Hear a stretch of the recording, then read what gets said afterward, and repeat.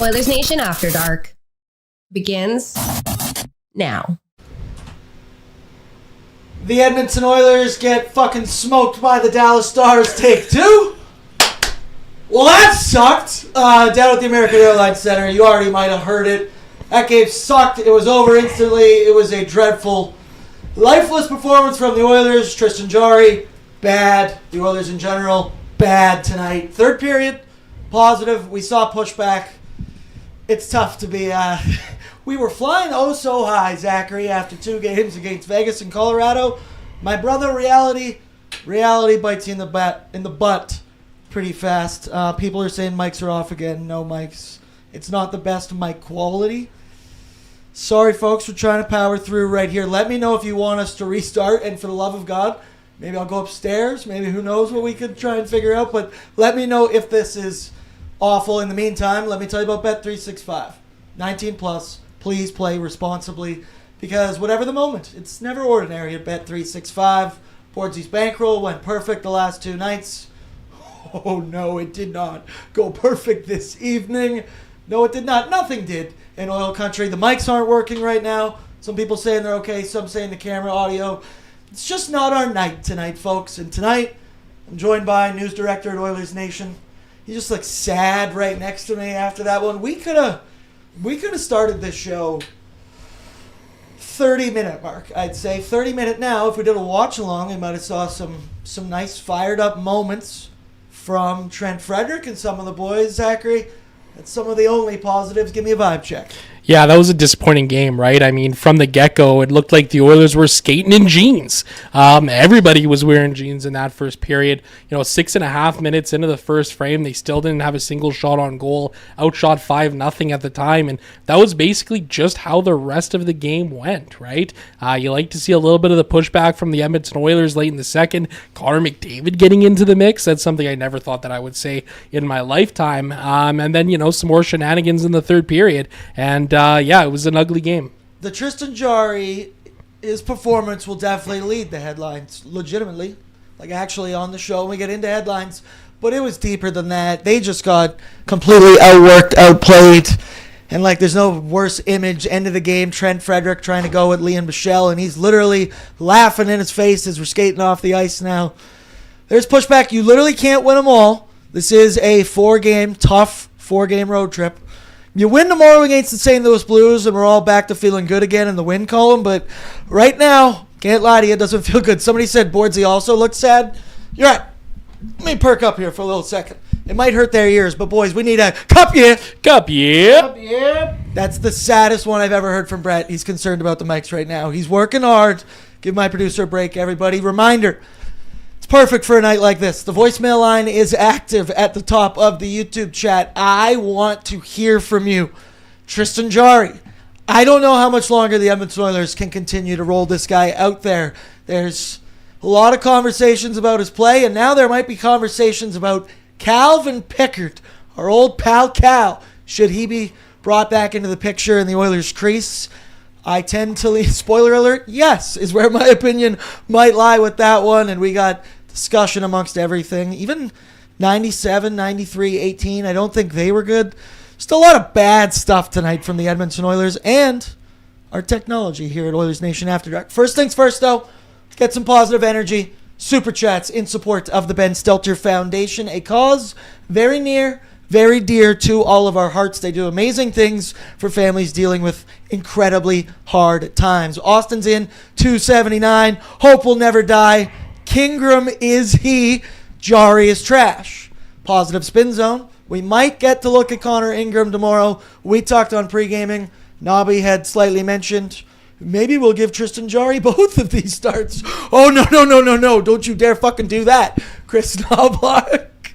Zachary, right? We're not. No. It could be Matt Tompkins for all I care. Put the damn e-bug in, for God's sake. Put you in. Put me. No, don't actually do that. Or I do have a theory with Tristan Jarry that we'll get into a little bit later. It's dumb. It's stupid.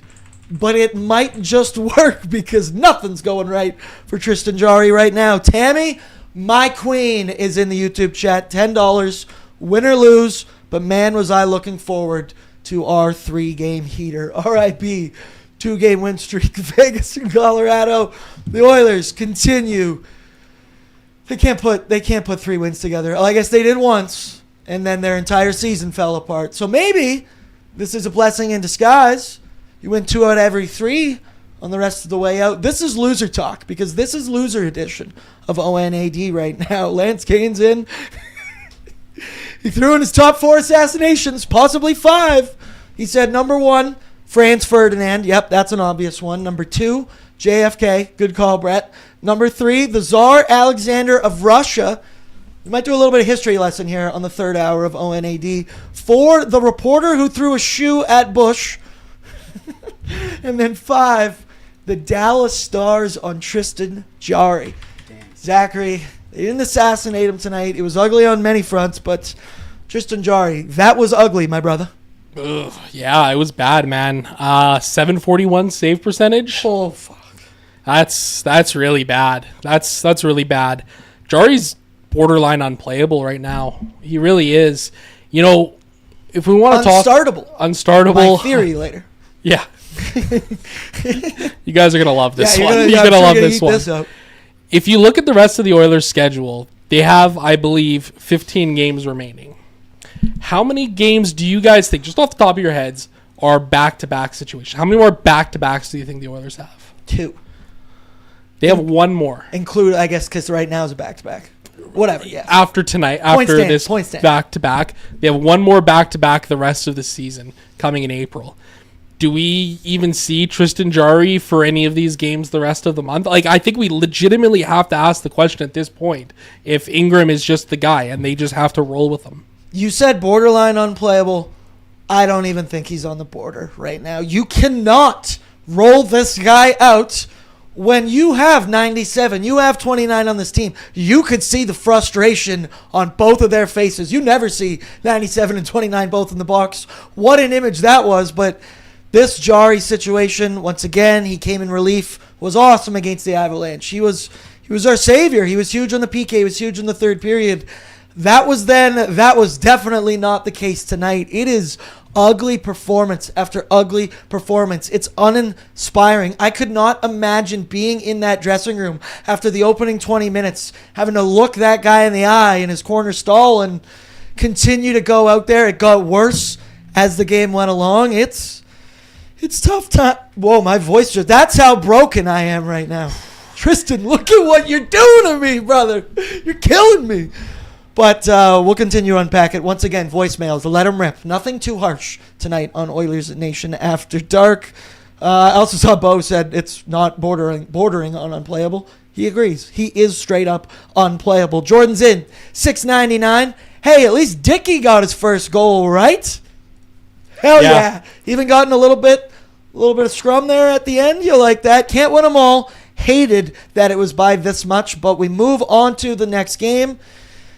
I've gotten really good at hosting post-game shows after losses this year. Zachary, I don't want to blame you, but if we went back and looked at your points percentage on ONAD, terrible. Like it's fucking awful. It's fucked up levels. It is bad. I feel weird when I ask you to do the shows sometimes because I'm like, well, it can't be that. And I know it's not. Lay off Zachary, but there's no explanation.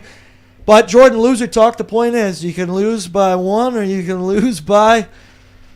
Would they lose by 5 tonight? Many. Good call, producer Brad. Good call. It's a way to soften the blow. I appreciate that. Cheeks clap is in. $2. He had a great assist on the Evan Bouchard goal. Is Jarry the AV guy on ONAD tonight? Jarrines. He's seeping into all of our minds, our hearts, and now our technological systems here at Oilers Nation HQ. Just pile on the guy right now. Why not? Samantha's in. $5. That game sucked, but I enjoyed the fights. The fights I would put in quotations. Trent Frederick. I still don't know how to say that guy's name. Every single time I snap my fingers and point at Brett, he's going to say... Ritz-Carlton. Ritz-Carlton. Freddie wanted a piece of the old Ritz-Carlton right there, and he was barking away at the Oilers. Bench at points. Podsy. He did not like that. Podsy, that was a no from him. We thought we were going to see some some shit go down for the final 10 minutes of the hockey game. For the most part, it didn't, but at least there was emotion, Zach. Yeah, absolutely. Darnell Nurse got the last lick on Ritz-Carlton with a cross-check break on the back. Took a penalty for it. Yeah, it was just a weird situation, right? I mean, at the end of the second period there, Hyrie throws the puck at Leon Draisaitl, and I'm sure it's incidental, just trying to clear the zone or something like that. But Connor McDavid was not happy about it. I mean, when have we ever seen Connor McDavid do something like this? It was shocking to say the very least. I think there's some quotes from Zach Hyman from after the game too, and it was kind of confusing because I didn't really see the guy throw the puck at Draisaitl and hit him, and all of a sudden, McDavid just red in his eyes. I mean, this is crazy to see from McDavid. I don't recall this him ever doing this. I can't think of a situation where he was the initiator in a scrum and went after a guy the same way that he did up against this guy here. It's crazy to see. I've never seen Connor McDavid that angry before, and that's, once again, you could tell the frustrations were boiling over at this point. And yes, anybody shoots the puck, especially Ritzkovian. That little bitch is going to throw a puck at Leon Draisaitl. You got to do something.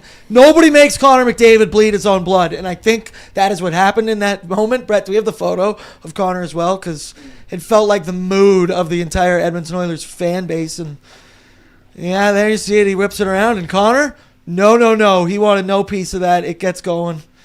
The little swim move, he's a defensive end right there. And then, dude, when he started actually throwing some haymakers with the glove on, I felt every amount of emotion. We said the good, bad, oily could have been the three emotions we felt throughout this. Good, someone is standing up and doing something about this. You can't fire a puck at Leon Draisaitl, intentional or unintentional. It does not matter. The bad being, oh shit, Connor, don't fight. Oh my God, keep those gloves on. We don't want to see you do that.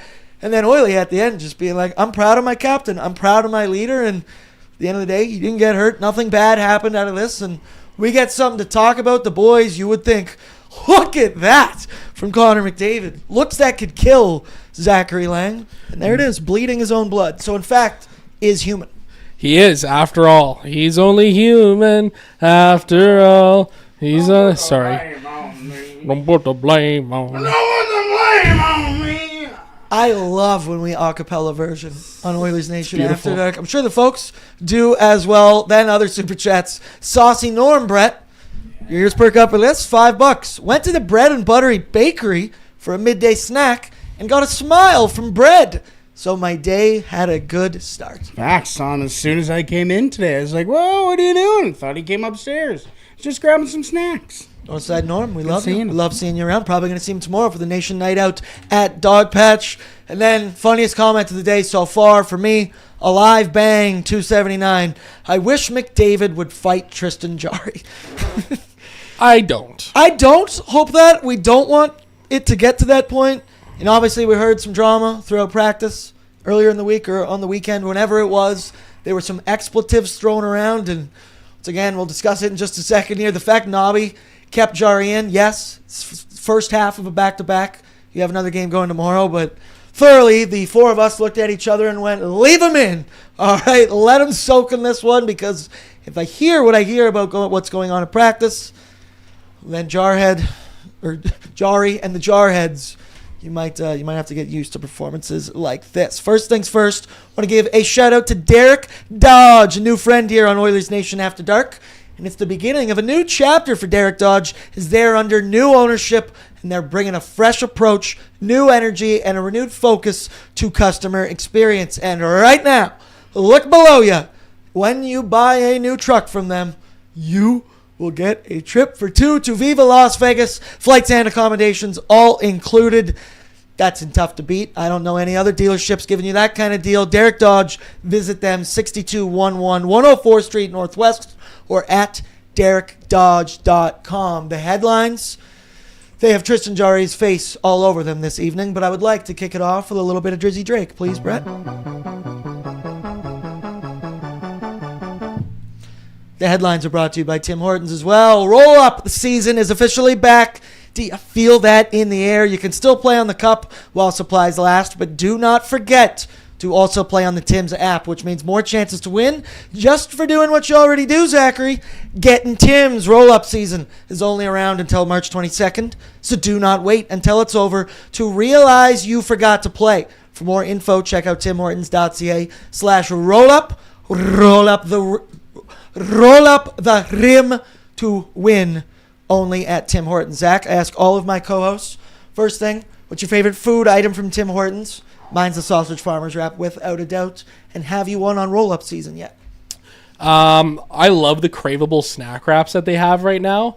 They're like $4 a piece or something like that, and they're super good. Yeah, they're super good. Haven't won anything on Roll Up the Rim. 0 for 1 so far to start the year. I keep winning on the app. I'm not winning on cups, but I'm winning on the app. That's why you play on the app. Now for this game as a whole, nothing like a good old-fashioned reality check. We were flying high.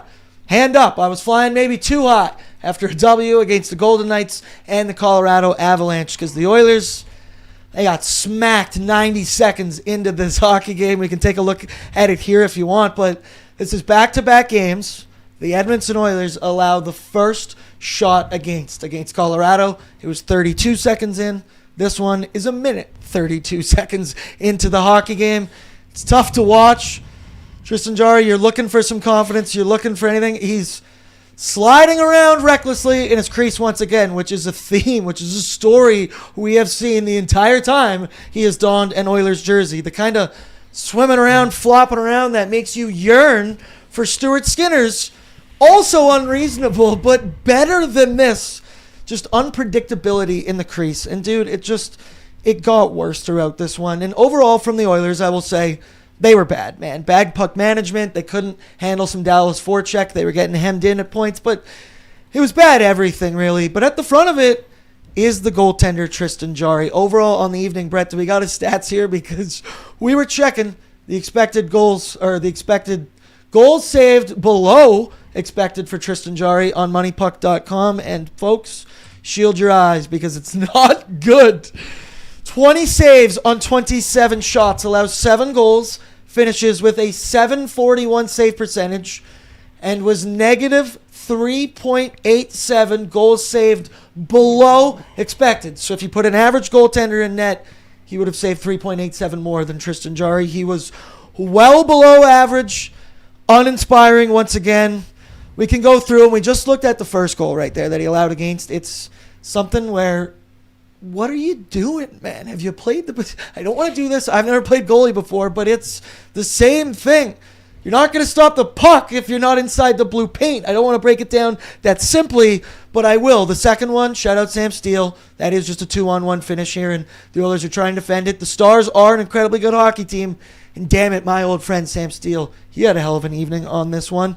The third one, Brett, you can pull it up because it's Robo coming down the wing. It's the Bouchard turnover. Yep, I know people are going to be all over him for it. Bouchard had a brutal first period. He was -3. He had a turnover there. I think he was also kind of in a bad position. That might have been his only move he really had was to pull it back. But then you see Robo, a very good player, coming down the ice the other way. This is a good angle for it, Bouchard. It's on his stick quick. Tries to make a bing-bang play. And then Robo comes down here, and that is just an ugly one, Zachary, from Tristan Jarry. This one, I believe, he gets a piece of. It hits the post, gets good luck from that, and then bounces off his ass, and it goes over the goal line. It was ugly. The 4 of us were sitting around here in complete silence, just being like, man, I was drinking the Kool-Aid, peddling it earlier today on Oilers Nation every day, and I feel embarrassed that I believed. We'll get into it. Where do the Oilers go from here and whatnot? But Zachary, let's just talk first period. How are you feeling about Tristan Jarry? Oh, brutal. I mean, I felt brutal about the Oilers play in general. I mean, they looked lifeless, right? As I said, everybody was wearing jeans to start that game. You know, Jarry was wearing double denim out there. It was really rough. You know, you mentioned the goals saved above expected or below expected numbers. You know, for Money Puck, Natural Stat Trick had it even worse at negative 4.47. Hockey Viz, which is a paywalled site, negative 4.2. So it's negative 4. It's negative a lot. It's a bad performance from him overall. Somebody mentioned it in the chat. I think, Louis DeBrusque was saying that Jarry was looking late to everything. He certainly was. I mean, he just did not look. Yeah, he just looked like he was in slow motion out there. It's a really disappointing situation for the Edmonton Oilers, right? They invested a lot to acquire him. They gave up Brett Kulak. They gave up Stuart Skinner. It's the old adage here in Edmonton where it's like, oh man, remember how good the old goaltender used to be? And we've said it for 8 straight goaltenders that have rolled through here. We were sitting here tonight at Nation HQ being like, damn, you remember Mikko Koskinen and Mike Smith? It'd be nice to have those guys back now. We could probably even sit here and be like, damn, I wish Stuart Skinner was still at Edmonton. At the very least, he was making $2.6 million, right? That was the biggest thing that I always kept saying about Skinner here in Edmonton was, the Oilers have not invested a lot of money into the goaltending position with Calvin Pickard and Stuart Skinner. It was $3.5 million, right? Now Tristan Jarry's making up, $5.5 million of the cap or something like that. They've invested more into the goaltending position, and they're actually getting worse returns than they were beforehand. It's a real blemish. We sound like a broken record, but a trade for an older, less experienced, more injuries. There's so many. You could see it from a mile away. And it's not about telling I told you so, but I did tell you so with Stuart Skinner. No, it's not about doing that right now. Sometimes the devil you know is better than the devil you do not know. Now, positive spin zone. Connor Ingram, healthy. Not in concussion protocol. And we have been banging the drum. He's the number one. I said 1A before. No. He's number one. No letters next to that one for the Oilers if and when they get to the NHL playoffs. Because right now with Tristan Jarry, this guy, man, I want to believe. I want him to succeed so bad. And it's like you think about it and you say, my heart wants to trust Tristan Jarry so bad. But every logical bone in my body, every synapse in my brain that has logic applied to it is going, Aaron, it is not there. And you cannot fit a square peg into a round hole. It is not happening right now. At the end of the day, you don't bet with your heart, you lose money. We should apply some logic here. He's unplayable. He looks ugly. He looks broken. I'm curious if he's going to be thrown to the media here for some post-game interviews. I know we got Hyman. I know we got Chris Knobloch. I don't even know if I want to hear from Tristan Jarry at this point anymore because what else can he say? He's got to stand up in his next post-game interview. I do highly recommend that, but this is so deflating to watch, Zachary. It makes me so sad to think about what we had and what we gave up to get Tristan Jarry, but all you can think about is what in front of you, and I cannot watch Tristan Jarry start another game for a minute here because how do you look Connor McDavid in the eyes and you're down 3-0 that quick into the game? And I understand the Oilers are not exempt from this. They were bad as well, but there comes a time, there comes a point you need your goaltender to give you something. And he gave us something for 20 minutes and 30 seconds against the Avalanche, and we enjoyed it. We threw our victory parade, but logic and reasoning, Zachary, are you picking up what I'm laying down? Oh, I'm picking up what you're laying down. Yeah, it's a difficult position, right? And if, any of the rumors are remotely true of there being, some kind of discontent within the room with Tristan Jarry, I mean, this situation just gets worse and worse by the day, right? They're going to have to look at doing something with Jarry this summer, and it's not going to be pretty. They're going to have to figure out a way to potentially move on from him if this is the play that they're going to be getting. I mean, the Oilers have 2 years here after this to figure out how to win a Stanley Cup. Tristan Jarry, I don't know if he's the guy that's going to be able to do it. Again, we talked about it optimistically in pre-gaming, right? We always feel so good coming into these games. It's the most optimistic and positive show you'll see. It's so true. Right? Why wouldn't you be? Absolutely. And, he needed to have a good performance, right? He was solid in relief against Colorado. He was good in the Carolina game. But much like the rest of this team, at times they can string a couple together. So something's got to give here. And I think that give is just seeing genuinely what Connor Ingram can do here with the crease. The fact I'm seeing the name Jack Campbell next to Tristan Jarry's name over and over makes me sick to my stomach, folks. There was Tristan Jarry since his Oilers debut on December 13th. He's got an .855 save percentage. That's 58th out of 60 qualified goalies in the NHL in that stretch. He has a 4.17 goals against average, which is 60th out of 60 qualified goalies. All of this with a minimum 10 games played. We've seen what Tristan Jarry is at that point, and once again, positivity. I want to see him turn this around, but I don't think you can afford to do this right now while the Oilers are battling for Pacific Division standings, let alone just Western Conference playoff standings. We'll get into the out-of-town scoreboard a little bit later on. Shout out the Leafs, but boo the Boston Bruins. The San Jose Sharks won. Yes, producer Brett? As a football fan, you want to see something interesting that happened post-game? Oh, no. There is a little jersey swap that happened after the game. Micah Parsons and Connor McDavid. What? Awkward. In Dallas, too? Get that Green Bay Packers jersey out of his damn hands. You're right. Right now. You're right. I had to take it off. You're right. We bear the fuck down in this house. Why did I even do that? Yeah, that was messed up from two resident Chicago Bears fans. Yeah, what? I mean... But why is he there? I mean, Connor, I really thought when we were going to get that, I went, oh my God, is that going to be Connor just seething with rage? But he's faking a little bit of a smile there. So, once again, that's point of first half of a back-to-back. You got no time to dwell on this one as they'll be on a plane, zipping out of here, going to St. Louis for tomorrow night's hockey game. Now, continuing the Tristan Jarry conversation, a thing that I thought was interesting. So the Oilers, first half of back-to-back. Tomorrow they're taking on St. Louis. We expect that it will be Connor Ingram because he was on the bench tonight backing up Jarry, and he said, or everything we heard, was that Connor Ingram, not in concussion protocol, and that, quote, he is well. He is well was the wording they used. But this evening, and it was very clear early on that Tristan Jarry did not have it. Chris Knobloch kept him in for the entire game, which... once again, probably because of the back-to-back situation. We looked at it and went, maybe is he just letting him stew in this one right now? And I don't want to read into rumors because that's exactly what they are. They are just rumors. They are not facts. But we heard a lot of discourse about what was going down in practice, the discussions, and maybe some general disdain, I will say, for the way Tristan Jarry's been going about his business thus far in practice and during regular season action as well. I'm very curious at why. I mean, apparently what I see here from Brett and our intern as well, that Nobby only gave 2 answers for the postgame. So we'll need Michael Menzies to call in maybe on the voicemail line. We'll get what he was actually thinking.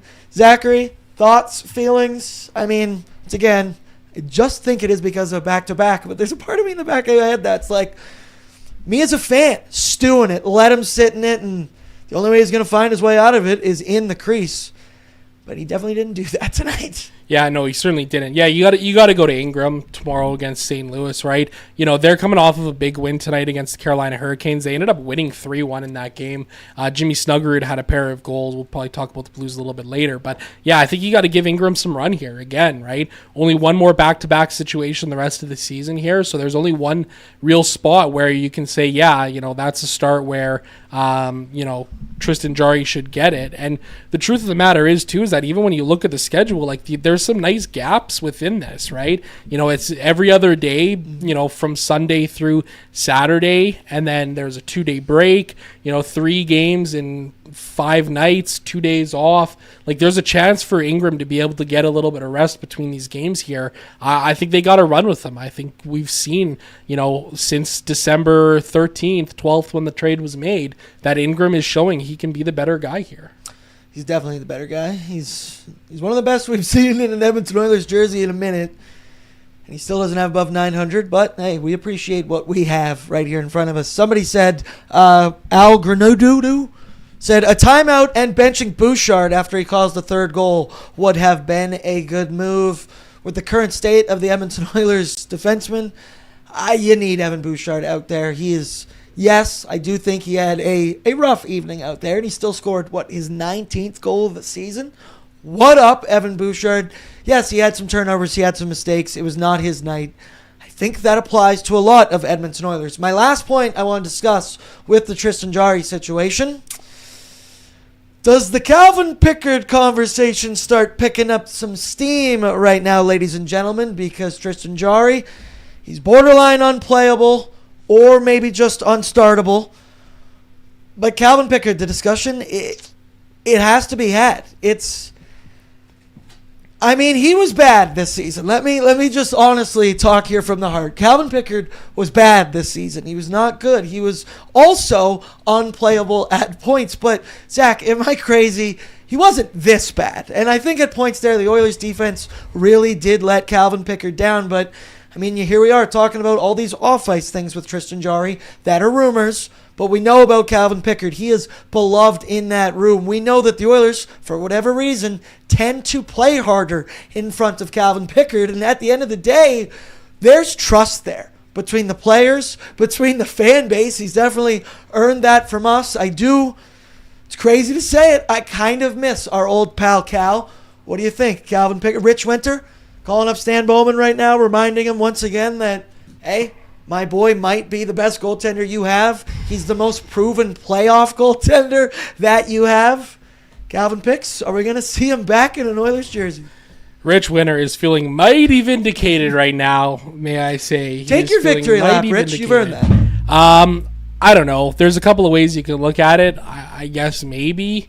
What do you do with Jarry, though? That's the thing, right? You put him on waivers, send him down to the American League for the second year in a row, right?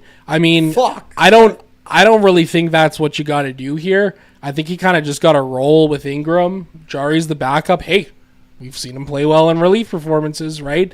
If he has to step into a game. On the other hand, Calvin Pickard, 16 games this season for the Oilers. He had only one game with a 7% save percentage. It was against the Colorado Avalanche in that big blowout 9-1 loss. He had a 762. This is Tristan Jarry's third game with a save percentage of a 750 or worse with the Edmonton Oilers. He had a 750 in the 7-3 loss to the Minnesota Wild, a 727 in the 6-2 loss to the Pittsburgh Penguins, and then a 741 tonight in the 7-2 loss to the Dallas Stars. Well, shit, eh?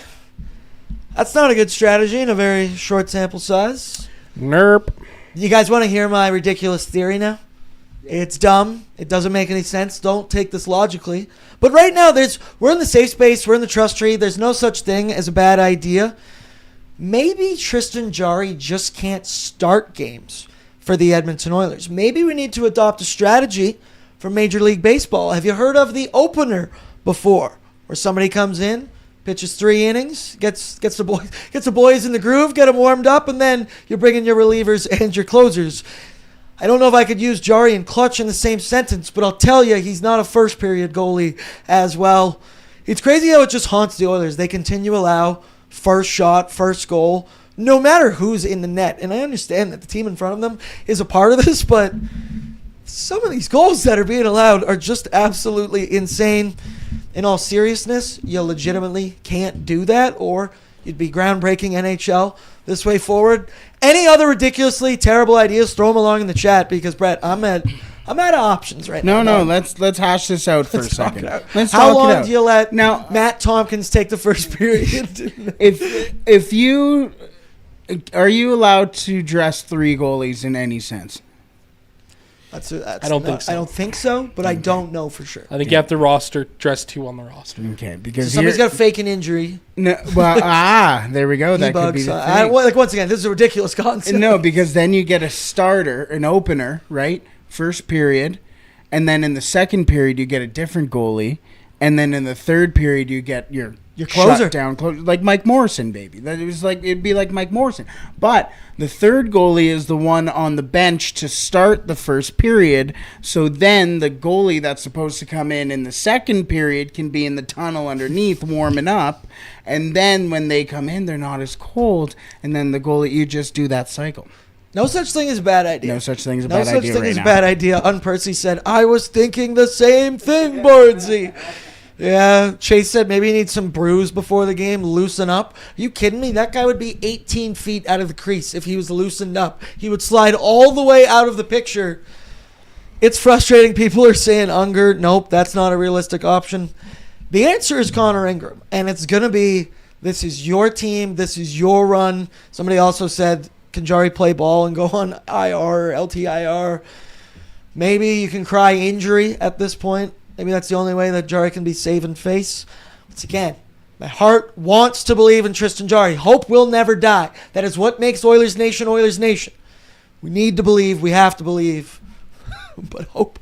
Tristan Jarry, you're DOA right now. Tristan Jarry, you are now allergic to your equipment. Sorry, you can never play hockey again. Ooh, there you go. There you go. Any other headline to this game, I would say, is just a pushback from the Edmonton Oilers. We kind of mentioned it. Connor McDavid was super pissed off. Trent Frederick was getting into it. There was a roles reversed, I would say, at the end of the second period, where McDavid and Draisaitl would eventually be in the box, and Trent Frederick is the one talking to the referees, being the diplomatic one, I guess you could say. Then later, as the game progressed, Trent Frederick, he started seeing red and knowing his role, and he was going all over Ritz Covey and nailed it. We'll talk about it some more with I'm just bummed out right now, and I'm sure the chat can tell as well. It's hard to be positive after an absolute shit kicking at the hands of the Dallas Stars. But let's move along here. Let's go to the good, the bad, and the oily. Brought to you by Oodle Noodle. Download the app today, and you can earn loyalty rewards points when you sign up on the app. Take advantage of their many deals, including an all-timer, the $2 deal. Any regular or premium box for $2 extra, you can get 2 green onion cakes, 5 spring rolls, or 2 green onion cakes or 5 spring rolls. Punctuation and things are very key here. Or 5 spring rolls or 6 deep fried wontons. Oodle Noodle. Come on now, it's delicious. Boys went with a dog patch meal tonight. We'll be back. We'll be back on our Oodle Noodle bullshit in no time. Don't you worry about it. We've been shockingly negative so far throughout the show. It doesn't feel like us. So let's give me some good here, Brett. And we went with new guy Jason Dickinson scoring his first goal in an Edmonton Oilers jersey. It was hard to be positive tonight. I really need to be honest with you. There was not much. But in this one, that was a textbook tip-in redirection from Jason Dickinson. It's his first goal in an Oilers jersey. I hope he gets it taped up. He's always going to remember this one. It came at a time where you went, oh, maybe a little bit of life here from the Edmonton Oilers. I'm ashamed to admit that Zach and I did both live bet the comeback at some point throughout this one. Because once again, hope is all you have. This made it a 3-goal lead for the Dallas Stars. So it was already 3-0 to begin the second period. They allowed 2. Felt like they fought their way back. And he's left alone in front. Just simple play. Traffic in front, Zachary. Shout out Dickinson. He did take a bad penalty earlier on in the hockey game. It was his stick went flying up into the crowd.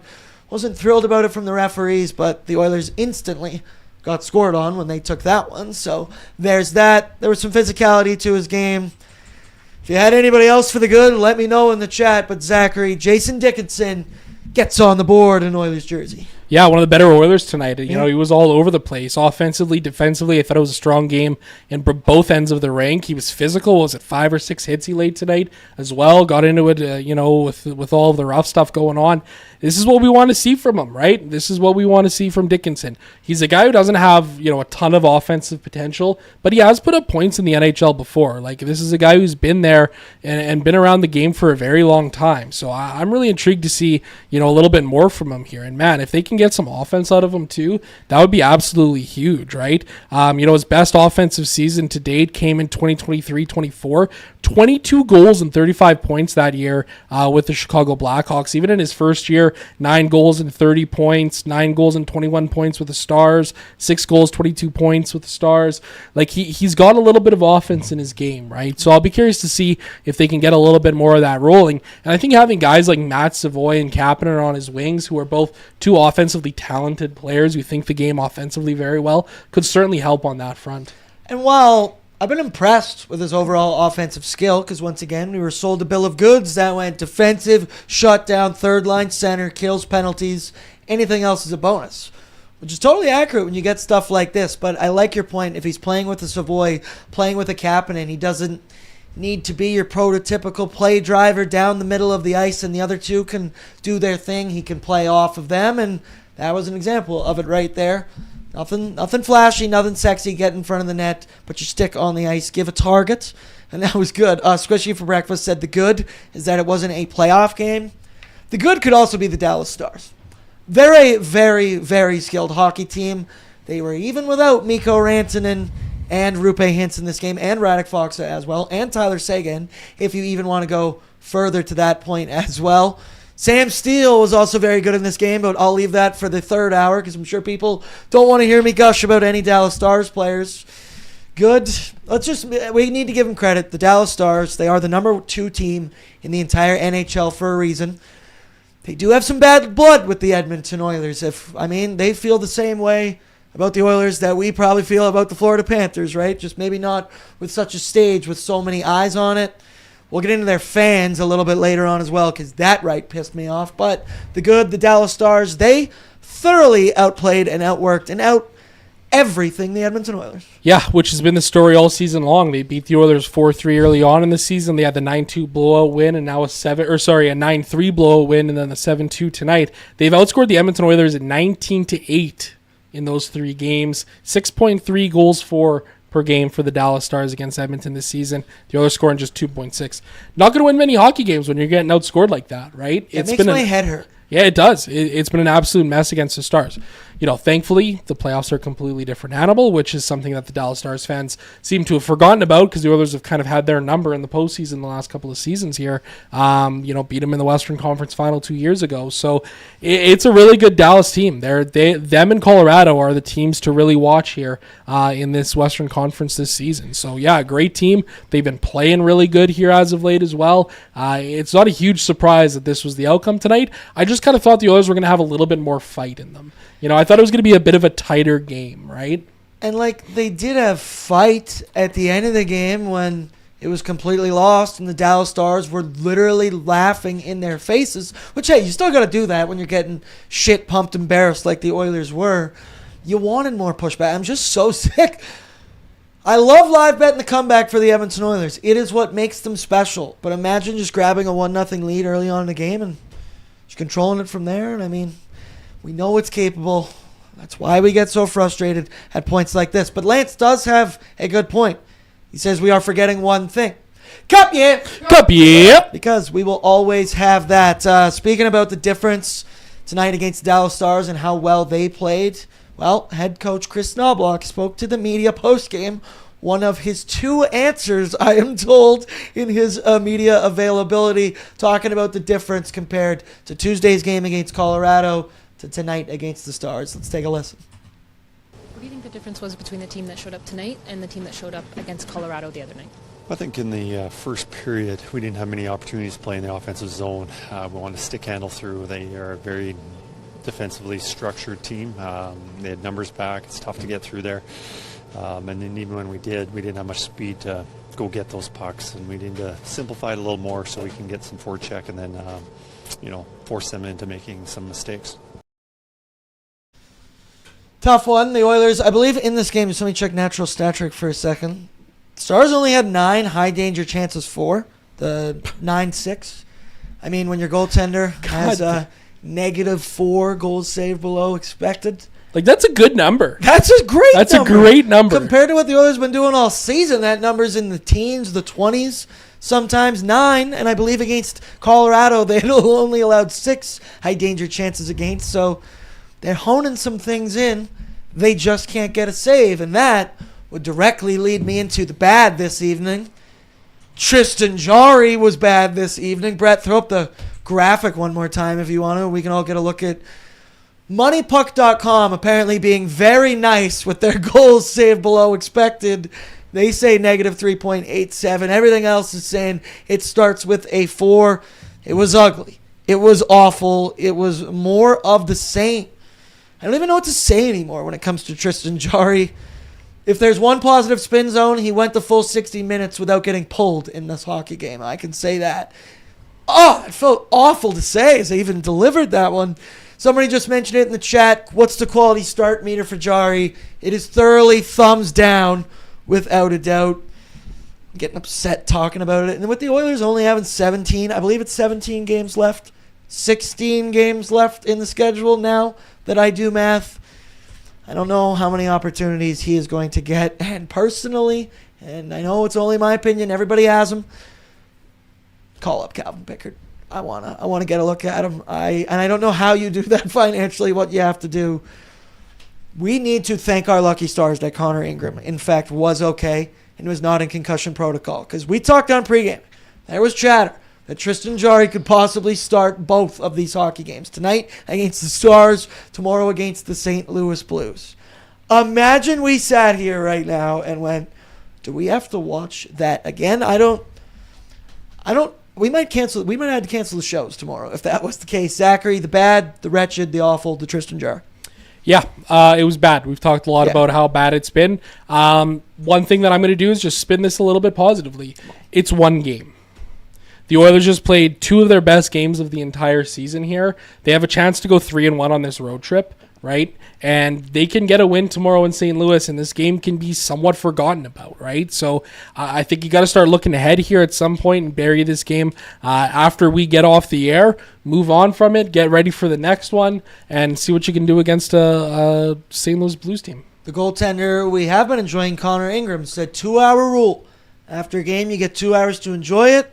In this case, we get 2 hours to bitch about it, and then we got to move on because the Oilers taking on the Blues, and you can't drop that one. That's a great spin zone. You win 3 out of these 4 games, taking on Vegas, Colorado, Dallas, St. Louis. 3 out of 4, 6 points out of 8. At the end of the day, you are going to take that. It sucks. The Oilers are allergic to winning 3 games in a row. I made the point earlier, after what happened when they won their last 3 games in a row, I don't know if we want that. So here, if they can bounce back tomorrow, put out a better performance, maybe get a couple saves. There were good parts in the Oilers game. It was just, they were chasing it from the get-go, and when you're taking on a perennial Stanley Cup contender like the Dallas Stars, you need saves, you need big moments, and the Oilers simply did not get any of that. Now, the Oilie was an interesting one tonight. The Oilie was something we haven't seen in a very long time, or arguably ever. I don't know if I have seen Connor McDavid that pissed off in his entire Edmonton Oilers tenure.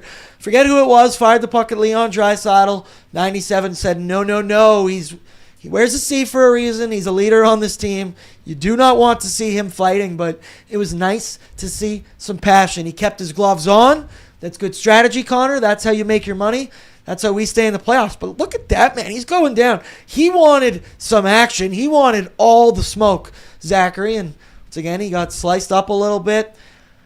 I think for the rest of the guys in that locker room, and you did see a bit of it in the third period, everybody was getting in scrums. Everybody was taking liberties on Dallas Stars players, trying to get in that extra shot, because what the hell else are you doing in the third period? But I hope that was a direct correlation, because you just saw 97, your leader, the best player on planet Earth, going out there, throwing his own fists around, showing some emotion, throwing some energy. It was awesome to see. One of the few awesome parts of this hockey game. Yeah, it was great to see. Again, just so surprising to see this from a guy in Connor McDavid here. You know, I think Zach Hyman had a quote after the game. I saw Gene Principe had posted it. You know, something along the lines of like, he can't be the guy who has to do that. And Hyman's right for that, right? McDavid is the last guy who should be. That's great. I love that. McDavid is the last guy who should be initiating something like that. But to see him do it is also great, right? Like, that lights a fire under everybody else on the team. I foolishly live bet the comeback at plus 1,500. That was a donation. You're welcome. But boy, like it really was like, oh boy, like, is this going to fire the Oilers up? Are they going to come back in this game? Evidently they didn't. But great to see the captain leading the way, not only, offensively as he's done, throughout the season, but in a situation like this too. Post game, you just mentioned him, Zachary Martin Hyman. He spoke to the media afterwards, talking about what it meant to see his captain Connor McDavid get in. As Lance pointed out, Dan from Hockey Fights, it's not a fight for Connor McDavid. Does not go in the record books as that. But what Hyman and the rest of the team felt watching 97 get into it. Let's take a listen. You about the situation at the end of the second period when you see your captain standing up that way and showing that physicality and emotion. What does that do for the group? Yeah, I mean, excuse me. He's the last guy that should be doing that, to be honest. So I think as a group, we just, when things are going like that, I think that there's ways to be engaged, and I think you saw him trying to pull our group back into the fight, and Leon as well, and I think that we can do a better job as a team to push back than we did, but it wasn't enough, obviously.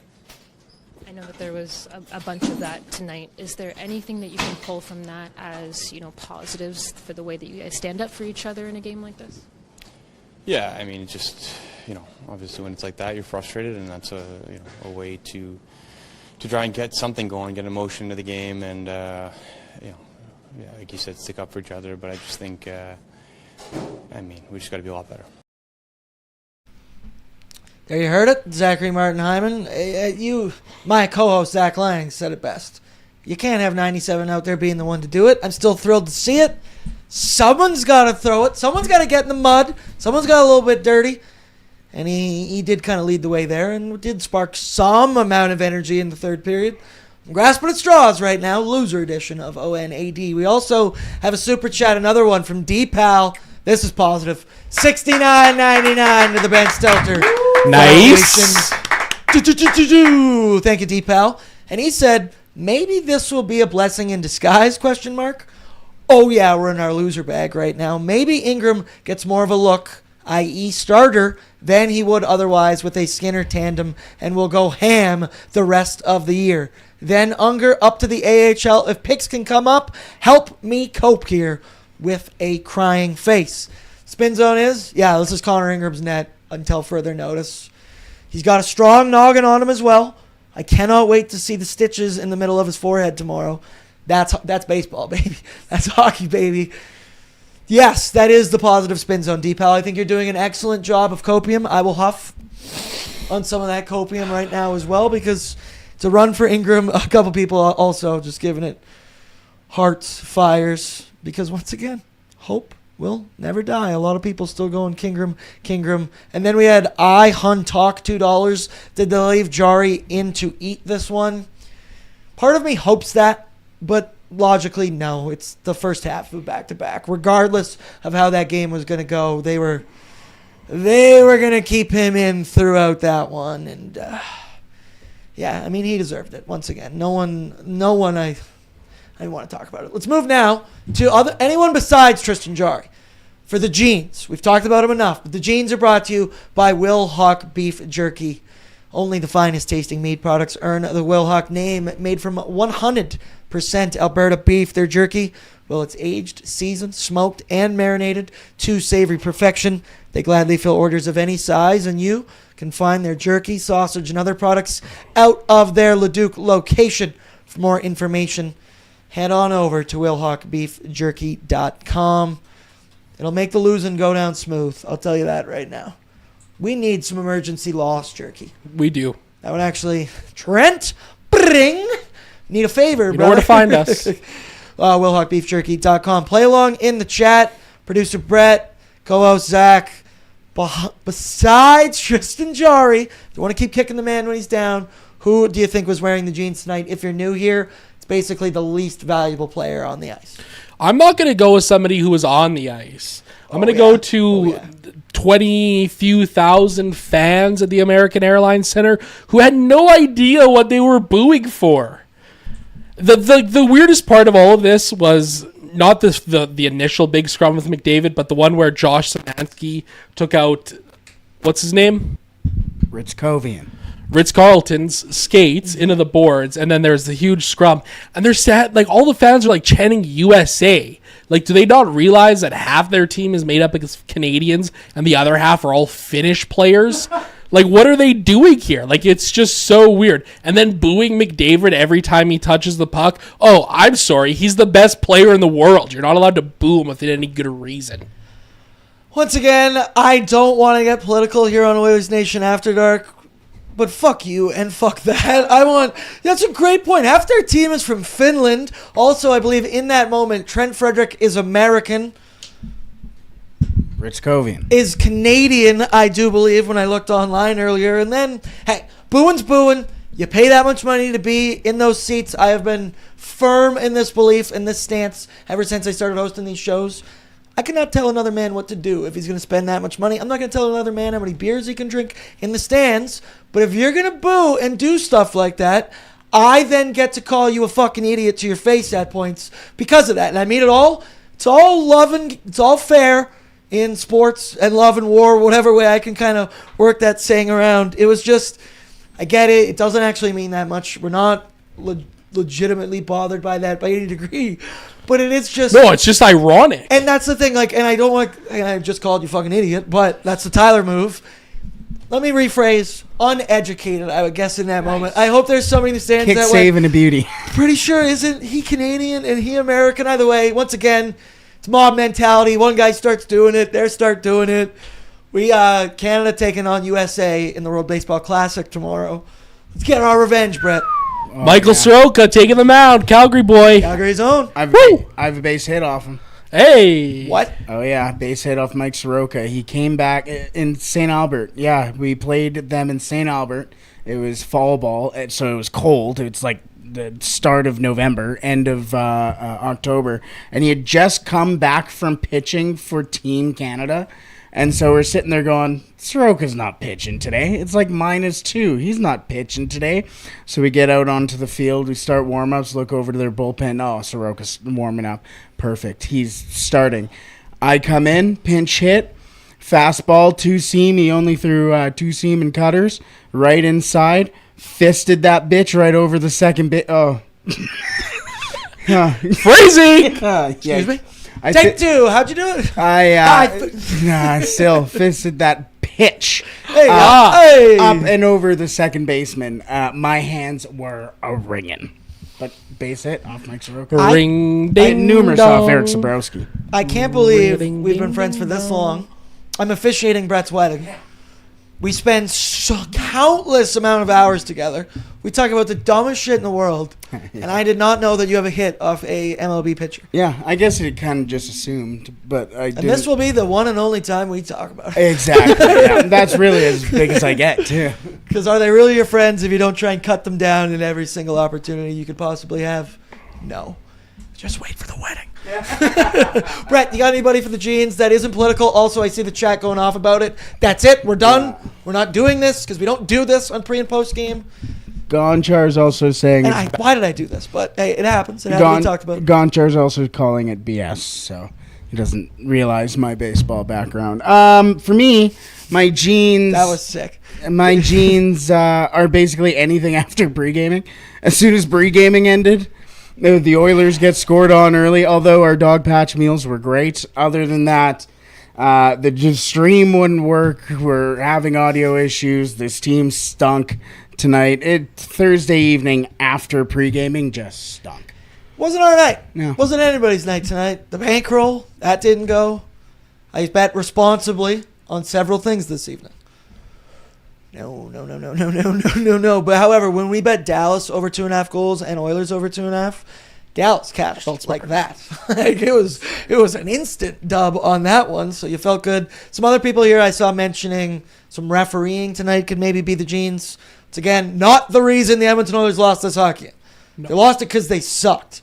So that's what that. But there was a weird moment, when Leon Draisaitl got a 5 minutes. At what point, and I get that they do that so that they can review it, and it's all just semantics in that sense of doing it, but I was like, is there something I missed during that scrum? And like, once again, there was a puck fired at Leon, so everything's on the table. Nothing egregious whatsoever. Very, very confusing review. We only got 2 minutes at the end of it. Brett, do we have the photo of Leon and 97 in the box together? Might have to get this one framed and put up somewhere in the studio as well, because picks that go hard for 1,000, Alex. Both of our boys, the leaders of the team in the penalty box. Look at Connor. My favorite part was like towards the end of this clip as they were airing it on Sportsnet. The attendant in the box kind of points at Leon and then points at Connor, and it's kind of like he's like, yeah, you're Leon, right? Yeah. Nice to meet you. Nice to meet you. You're Connor, right? Yeah. Connor looks like exactly what I'm going to do as soon as I get home tonight. That is literally the pose I'm going to have when I get home, have the drink of my choice this evening. So you go home and chew on my mouth guard. Yeah. After a frustrating night of Oilers hockey. How'd you guys know I have a mouth guard? I just chew on it. I've heard you sleep at night. We've roomed together before. It's not jeans. I guess it's the opposite of jeans, you could say. But now I'm going to do it. My boy Sam Steele Hell of a performance from him this evening. For those of you new here, I am from the Ardrossan area, Strathcona County. Shout out Fultonvale Firebirds. Sam Steele went there. Bob Stauffer went there. Bordsey went there. The big three, I guess you could say. Sam, he's an unreal guy. His family's fantastic. I get to use their ODR all the time. I'll let you in on a secret. He loves the Edmonton Oilers deep down. Whoa. As he's a local boy. I mean, come on. Cut him open. There's going to be some orange and blue that comes out.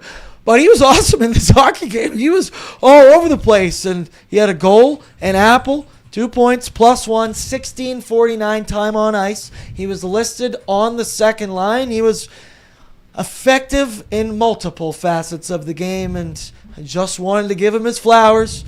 He'll be an Oiler one day, I swear to you. He had 1 shot, 1 goal. Finishing off a good play. That is all I will say about Sam Steele. Then you look at the box score. Robo had a 4-point night for the Dallas Stars. He's leading the team in points by a healthy margin. He's been their best player all season. He's been one of the few guys that hasn't gotten banged up severely this season. Zachary, it's a very weird situation for the Dallas Stars in how they've spent the money for some other guys. Most notably, Mikko Rantanen. But here, their best player, their most productive guy, and a guy who performs in the NHL playoffs as well, Jason Robertson. He's been kind of put through the ringer by the Dallas Stars a little bit. What's your take on that situation? Yeah, it's a weird one, right? And Dallas has put themselves in a weird spot by going out and acquiring Mikko Rantanen the way that they did last year because they've given him the bag, right? They signed him to the long-term contract. And when you look at the way that Dallas's cap situation kind of lines up here heading into the summer, they really only have $15 million in cap space. And Jason Robertson is an RFA.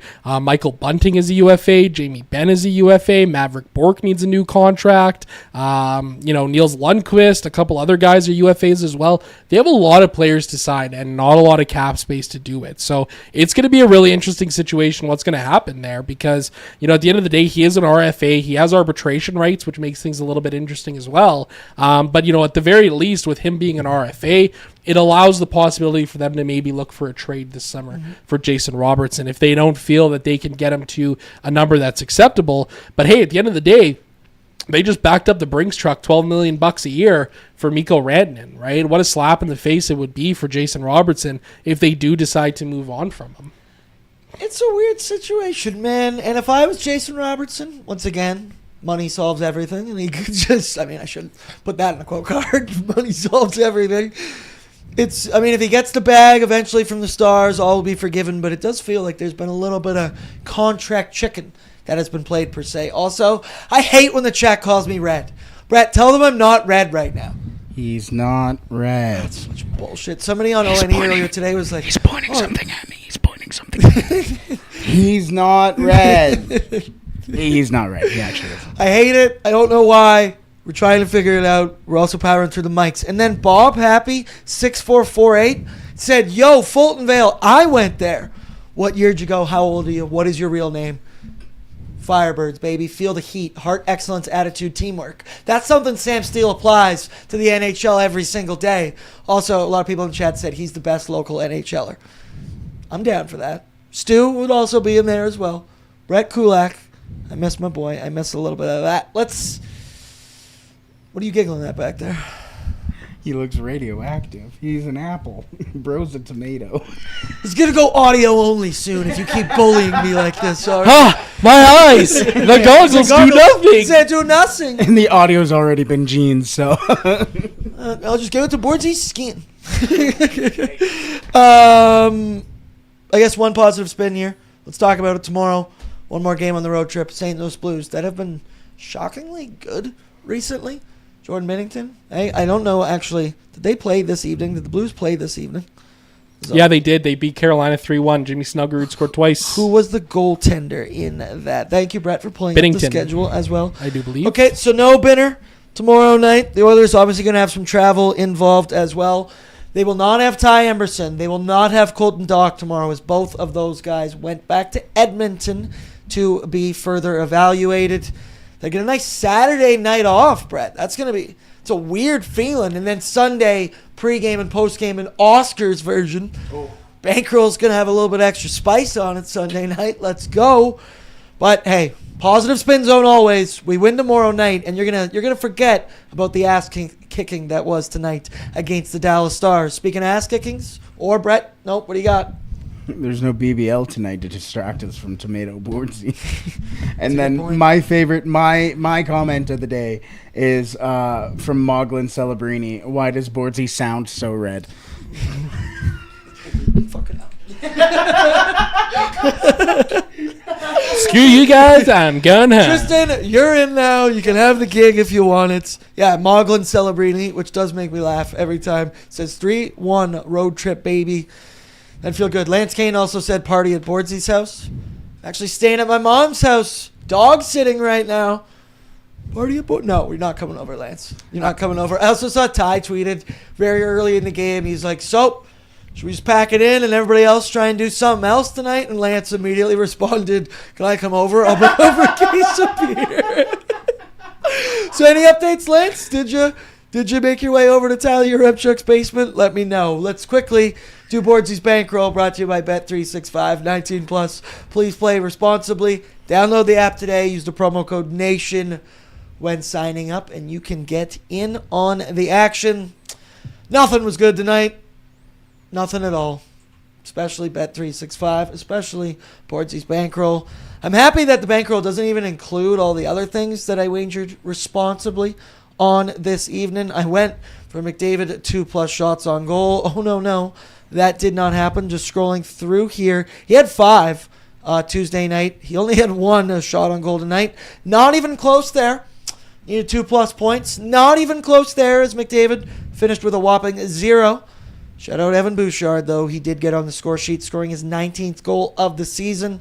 1+ point, minus 225. Zach Hyman didn't score the first goal. Darnell Nurse didn't score an anytime goal. The Oilers didn't score over 2.5 goals. It was tough sledding out there on Bet365 tonight. Yeah, no comment. All right, fair enough. Brett, did you make any profit? No, not on anything. No. Anybody in the chat? You got any amount of positivity that you can give me here for Bet365 here? Can they hear us still? Or did I get the audio version of the podcast? You might have just gotten what you asked for. Keep talking. I actually cut the cord. Chat, let us know if you can still hear me and whatnot. But we're going to continue to power through along here. Just once again, nothing can go right on an evening like this. And that's why we'll be back at it tomorrow night. A little bit of pre-gaming, little bit of post-gaming. Other couple bill payments that I would like to do. Brett, can you make any changes to anything right now? It's frozen. Okay, that's not good. They can still hear us. So we're fine. All right. I guess visual. Let me give you an audio shout out to our friends from Prairie Toyota Dealers, looking to dominate off the ice as much as your team does on it. Check out the Toyota Tacoma. Its standard I-Force engine boasts an impressive towing capacity of up to 6,400 pounds. In fact, it's the most powerful Tacoma ever. So whether you're hauling gear to the rink or heading to an away game, you can tackle it with ease. The available panoramic multi-terrain view monitor, that sounds sick, gives you a live underfloor view to navigate even the toughest terrain with ease. Damn, brother. Prairie Toyota Dealers, they're doing it right over there. Well, that's a nice new friend to have here. I was a Toyota man thoroughly throughout my entire life. The current vehicle I have is not a Toyota, and I'll tell you, I prided myself to my buddies on calling myself a Toyota man. That it's a reliable, it's a good vehicle. It'll get you from point A to point B. And damn it, it does do that, Zachary. Shout out Toyota. Yeah, one vehicle I've always wanted to get is a Tacoma. I've always wanted a Taco. I had a buddy of mine growing up that had a Taco as his first vehicle. He still got it, actually. And just a super great, reliable truck. I've heard nothing but good things about Tacos. I grew up with a Toyota Tacoma. Hey! My dad drove that. We hauled it everywhere. It was full of lacrosse gear, sports gear, every single place you could take it. A lot of good memories. So shout out to Toyota, folks. We have the voicemail line active, but I'm very concerned if we're going to be able to play any voicemails right now. Well, here's the situation. Give me the 411, Brett. So they can still hear us. They still have audio. Shockingly, the audio is the How thing is that the only thing that held up? withstood. Here's the thing, however. the vMix, our system is completely frozen, which has now turned our entire computer frozen. So even it's a tough situation. It's a tough hand to be dealt, folks. Yeah.